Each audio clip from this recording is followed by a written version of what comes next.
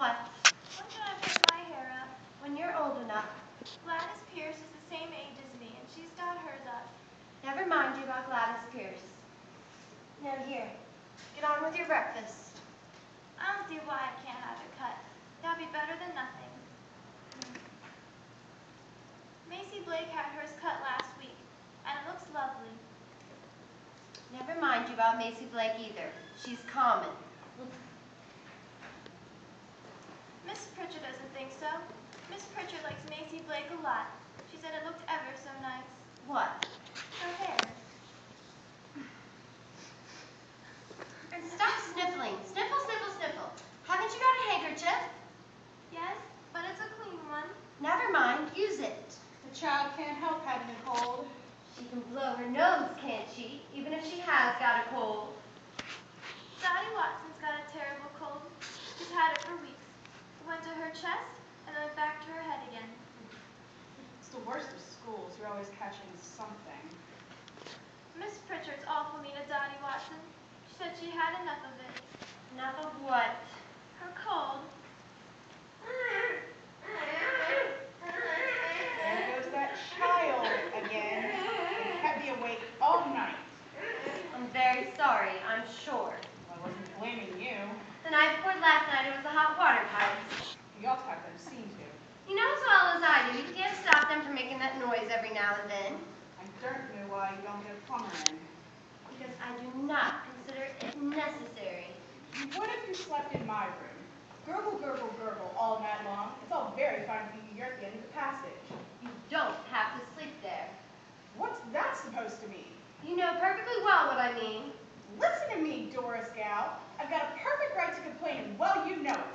It's not as if I'm staying here for free. Oh, listen to you, Mother. Grumble, grumble, grumble. All you do lately is grumble. Me? Grumble? I like that, I'm sure. That's rich, that is. Well, you do. It gives me a headache. You ought to do something about those headaches of yours. They seem to pop on and off at the least of thing. You know, I don't think we was taking advantage of you the way that you talk. They wouldn't be far from wrong. Mother, how can you? You're not paying a penny more than you can afford. It's not the money, it's the lack of consideration. Pity you don't go and live with Nora for a change. Nora hasn't a spare room. Phyllis has. A lovely one. Out looking over the railway. I'm sure her hot water pipes wouldn't bother you. There isn't any hot water in them. Of course, if I'm not wanted here, I can always stay in a private hotel or a boarding house. Catch you! I'm not one to outstay my welcome anywhere. For heaven's sake, Mother, do not start this again. Seems as though some of us woke up on the wrong side of the bed this morning. Mom, What? can I have some more toast? No. I can make it myself over the kitchen fire. No, I tell you. Can't you understand plain English? Never mind, Elsie. Here's 2 pence. You can go down to Barrett's and buy yourself a sponge cake. Thanks, Grandma. You won't do any such thing. I won't have a child of mine stuffing herself with cake in the middle of High Street. Eat it in the shop here. Go on, you'll be late. Oh, Mom, it's only 10 to. Do as I tell you. Oh, all right. Poor little soul.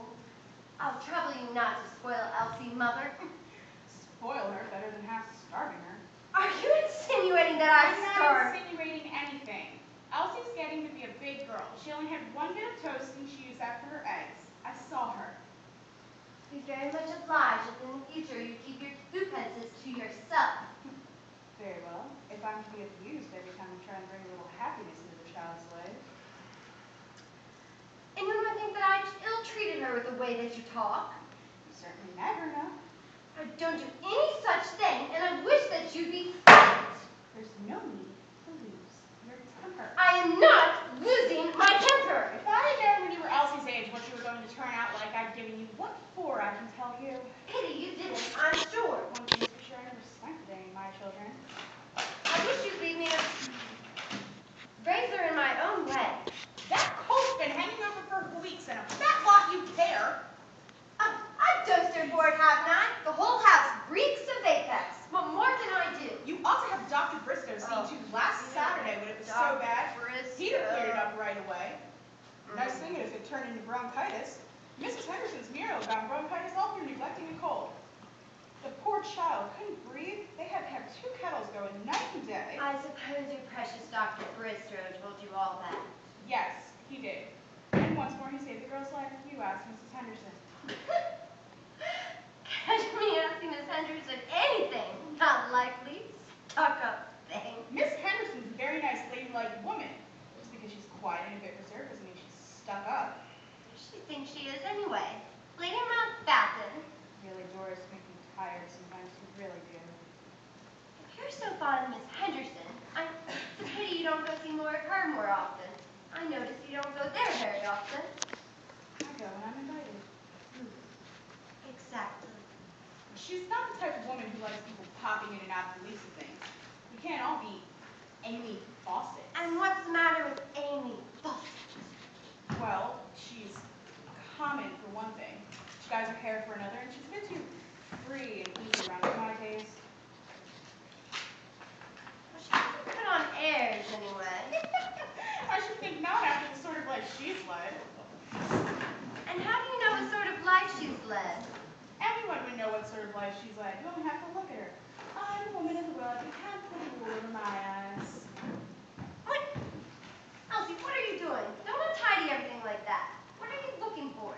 The Pixies Parade. I had it last night. If it's one of the blue covers at the bottom of the stack somewhere. It isn't. Oh dear. Miss Pritch will be mad at me if I can't find it. Maybe it's in your bag, dear. Here, let me look.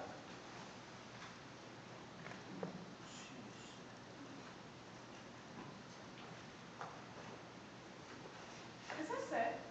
Yeah. Thanks, Grandma. Now go on, dear. You'll be late. Oh, all right. Goodbye, Mom. Grandma. Bye, Dad. Goodbye. Goodbye, Bye. dear. Give Grandma a kiss. Don't dawdle on the way home. Oh, all right. There now.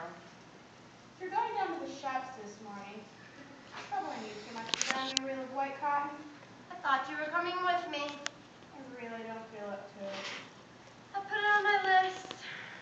If it's too much trouble, please don't bother. It'll do another time.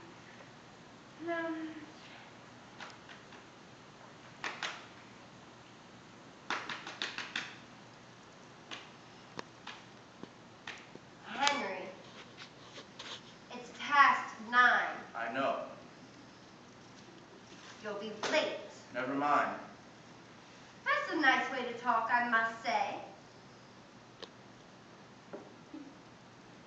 If my Robert ever lays about in the mornings like that, you'd think the world was coming to an end. Richard, I'm sorry. Henry will do it once too often. Mark my words.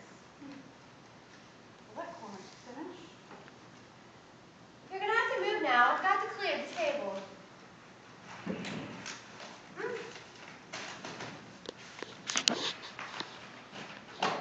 All right.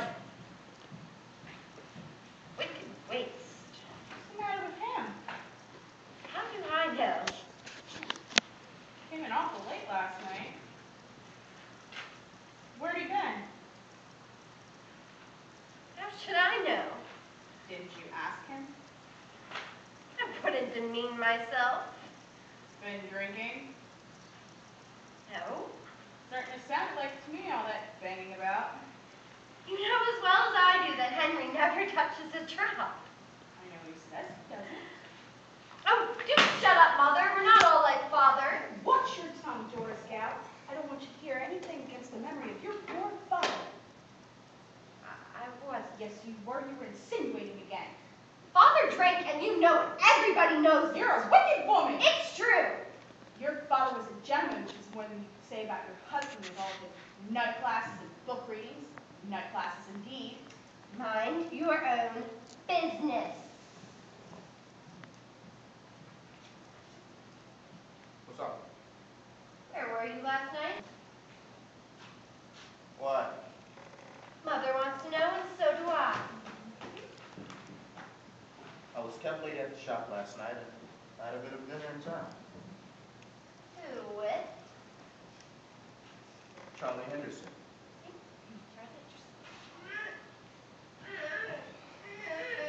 There goes that child again. It's my belief it's hungry.